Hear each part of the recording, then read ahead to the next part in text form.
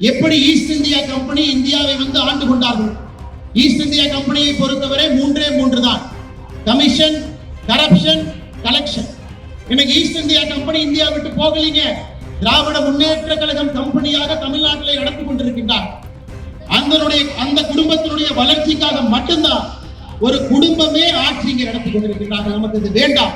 அது ஒரு கட்சி என்று சொல்வதை விட அது ஒரு கம்பெனி தான் சொல்லணுங்க. ஒரு கம்பெனி என்று சொன்னால் அதற்கு ஒரு எம்டி இருப்பார். ஒரு குடும்பத்திற்காக மட்டுமே, ஷேர் ஹோல்டருக்காக மட்டுமே வேலை செய்யக்கூடிய ஒரு கம்பெனி. எனக்கு திராவிட முன்னேற்ற கழக கம்பெனியினுடைய மேனேஜிங் டைரக்டராக ஸ்டாலின் அவர்கள், சீஃப் எக்ஸிகியூட்டிவ் ஆபீசராக உதயநிதி ஸ்டாலின் அவர்கள், சீஃப் மார்க்கெட்டிங் ஆபீசராக சபரீசன் அவர்கள், சீஃப் புரோபகண்டா ஆபீசராக கனிமொழி அவர்கள், சீஃப் செக்யூரிட்டி ஆபீசராக ஆர்.எஸ். பாரதி அவர்கள். ஒரே ஒரு குடும்பத்திற்காக ஒரு கம்பெனியை கூட நடக்கக்கூடிய ஒரு ஆட்சியர். இளைஞர்களுக்கு எங்கெங்கே வேலை வாய்ப்பு? 3 லட்சம் பேருக்கு அரசு வேலை கொடுப்போம் என்று சொன்னார்கள். 3 லட்சம் பேர் திமுகவுடைய தேர்தல் வாக்குறுதி. 3 லட்சம் பேர், 9,000 பேர் பங்கு பெறக்கூடிய ஒரு டிஎன்பிஎஸ்சி பரீட்சையை நடத்துவதற்கு அவர்களுக்கு துப்பில்லை. தவறுனால மட்டும்தான் ஆட்சிக்கு வருகின்றார்களோ தவிர அவர்கள் வேண்டுமென்று யாருமே நம்ம ஆட்சிக்கு எப்பொழுதும் கூட அனுமதி கொடுத்தது கிடையாது. இந்த முறை எல்லா தரப்பட்ட மக்களுடைய கோபத்திற்கு ஆளாகி இருக்கின்றார்கள். எல்லா தரப்பட்ட மக்களுடைய கோபத்திற்கு. நமக்கு இது வேண்டவே வேண்டாம் என்று வீதிக்கு வந்து, தெருவுக்கு வந்து, எப்ப தேர்தல் நடக்கும் என்கிற அளவுக்கு தமிழக மக்களுடைய மனநிலை இருக்கு. ஒரே ஒரு உதாரணத்தை மட்டும் நான் சொல்றேன், நீங்க கேளுங்க. இன்னைக்கு திமுக சொல்றாங்க, நாங்க 5 ஆண்டு காலம் ஆட்சியில் இருக்கிறோம், தமிழகத்தினுடைய வளர்ச்சியை பாருங்க, 11% பாருங்க. என்ன கண்ணாமூச்சி வளர்ச்சிங்க? அந்த வளர்ச்சி இப்ப நான் சொல்றேன், நீங்க கேளுங்க. ஒரே ஒரு துறையை மட்டும் எடுத்துக்கலாங்க. ஒரே ஒரு துறை, மின்னணு துறை எடுத்துக்கலாம், எலக்ட்ரானிக்ஸ் துறை எடுத்துக்கலாம். திராவிட முன்னேற்ற கழகம் ஆட்சிக்கு வந்த பொழுது 2021 8,800 கோடி ரூபாய் ஏற்றுமதி இருந்துச்சு. இன்னைக்கு 1 லட்சம் கோடியை தாண்டி ஏற்றுமதி இருக்கு. திமுக என்ன சொல்றா? அவங்க ஏதோ ஆட்சி கட்டல வந்து அமர்ந்தனால அது நடந்தது. ஆனா கொஞ்சம் உள்ள எடுத்து பாத்தீங்கன்னா மத்திய அரசினுடைய PLI திட்டத்தின் மூலமாக மட்டும்தான், மத்திய அரசு கொண்டு வந்திருக்கக்கூடிய உற்பத்தியோடு இணைந்த ஊக்குவிப்பு திட்டத்தில் மட்டும்தான் 8,000 கோடியிலிருந்து 1 லட்சம் கோடி போயிருக்கு. அது வளர்ச்சி. வளர்ச்சி யாருனால வந்தது? மத்திய அரசு கொடுத்திருக்கக்கூடிய ஊக்கத்தினால. மத்திய அரசு எல்லா மாநிலத்தையும் உயர்த்த வேண்டும் என்கிறாங்க. இதே நீங்க ஆட்டோமொபைல் துறை எடுத்துக்க, 82 நிறுவனம் மத்திய அரசுடைய PLI பயன்படுத்தி இருக்கிறாங்க. 46 நிறுவனம் தமிழகத்துக்கு வந்திருக்கிறாங்க. அதனால இந்த கண்ணாமூச்சி வளர்ச்சி என்று சொல்லக்கூடிய இந்த பொய் வளர்ச்சியை யாரும் ஏற்றுக்கொள்வதற்கு தயாராக இல்லை. திராவிட முன்னேற்ற கழகத்தினுடைய குடும்பம் மட்டும்தான் வளர்ந்திருக்கு. அது ஒரு கட்சி என்று சொல்வதை விட அது ஒரு கம்பெனி தான் சொல்லணுங்க. ஒரு கம்பெனி என்று சொன்னால் அதற்கு ஒரு எம்டி இருப்பார்.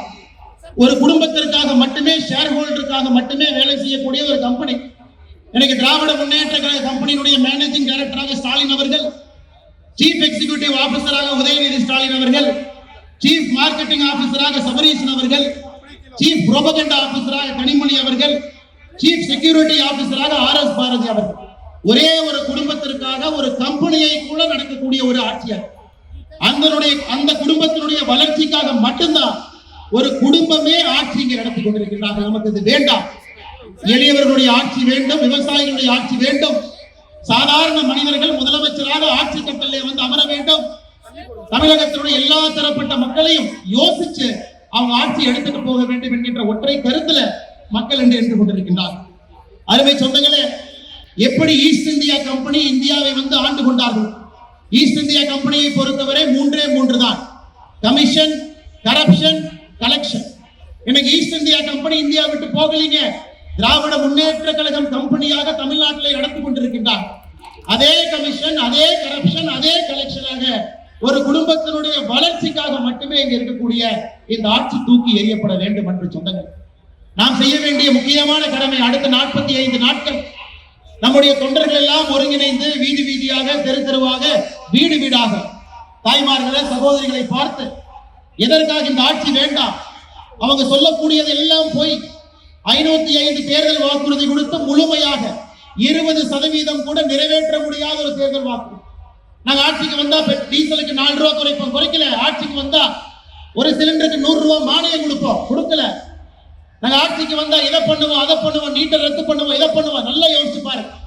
தமிழகத்தில் இன்று தீங்கு என்று சொல்லக்கூடியது எல்லாம் காங்கிரஸ் கொண்டு வந்தது. மீத்தேன் ஹைட்ரோ கார்பன் திட்டம் காங்கிரஸ், கச்சத்தீவை தாரை வார்த்தது காங்கிரஸ். இலங்கையில நம்முடைய தமிழக சகோதரர்கள் படுகொலைக்கு காரணமாக இருந்தது காங்கிரஸ். இன்னைக்கு அந்த காங்கிரஸோடு கூட்டணி வைத்துக் கொண்டு தமிழர்களை பாதுகாக்க போகின்றோம் என்கின்ற ஒரு பொய்யான நாடகத்தை நடத்தி கொண்டிருக்கின்றார். அதனால்தான் முதலமைச்சர் அவர்கள் அவர்களுடைய கூட்டணியில காங்கிரஸை பார்த்து தமிழன விரோதி என்று சொல்ல வேண்டியவர்கள் நம்மை பார்த்து தமிழன விரோதி என்று சொல்லுகிறார். அருமை சொந்தங்களே, பிரதமர் அவர்கள் இன்று திருப்பரங்குன்றம் மலை முருகபெருமானுடைய ஆறுபடை வீட்டில் முதல் படையாக இருக்கக்கூடிய திருப்பரங்குன்றத்திற்கு சென்று சாமி தரிசனம் செய்துவிட்டு நேரடியாக இங்க வர்றாங்க. உங்களை பார்ப்பதற்காக வர்றாங்க, உற்சாகம் ஊட்டுவதற்காக வர்றாங்க. அண்ணன் எடப்பாடி பழனிசாமி அவருடைய கரத்தை வலுப்படுத்த வேண்டும். தமிழகத்தில் 2 கைகள் சேர்ந்து ஓசை எழுப்பக்கூடிய ஒரு ஆட்சி 2026 வரணும்.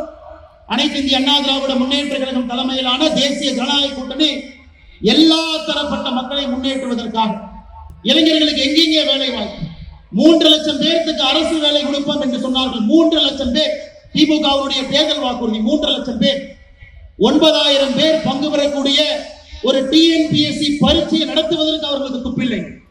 இன்னைக்கு முதலமைச்சருடைய பிறந்த நாள் விழாவுக்கு வரிசை கட்டி நின்று கொண்டிருக்கின்றார்கள். வரிசை கட்டி என்ன சாதிச்சீங்க? ஒரு கூட்டணி கட்சி தலைவர்களுமே அப்படி ஆச்சு இப்படி ஆச்சு அந்த மாதிரி பண்ண 9000 பேர் பங்கு பெறக்கூடிய ஒரு டிஎன்பிஎஸ்சி பரீட்சை நடத்த முடியலனால எப்படி நீங்க 3 லட்சம் நம்முடைய தமிழ் சொந்தங்களுக்கு அரசு வேலை உருவாக்கி கொடுப்பீங்க? முழுமையாக 50000 பேருக்கு கூட நீங்க தமிழகத்தில் அரசு வேலை கொடுக்கலை.